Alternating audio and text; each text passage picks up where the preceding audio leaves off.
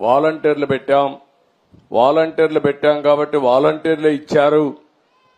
ఎన్నికల్లో వాలంటీర్లు వద్దని చెప్పి ఎన్నికల కమిషన్ ఆదేశాలు ఇస్తే ఈ ముసలవాళ్ళని పంచాయతీ ఆఫీసుకి తిప్పి 33 మందిని ఆ రోజు ప్రభుత్వం చంపేసే పరిస్థితికి వచ్చింది.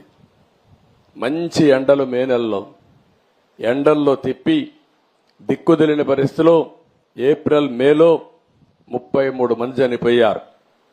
మేము ఆ రోజు పోరాడాం, అయినా కూడా వినలేదు. ఈరోజు గ్రామ సచివాలయం ఉంది, 1,20,000 మంది ఉన్నారు.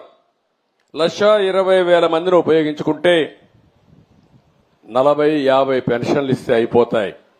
ఈరోజు అందుకనే ఆ పట్టుదలతోనే గ్రామ సచివాలయ సిబ్బందితో ఒకే రోజు రాష్ట్రంలో అందరికీ పెన్షన్ ఇచ్చే కార్యక్రమాన్ని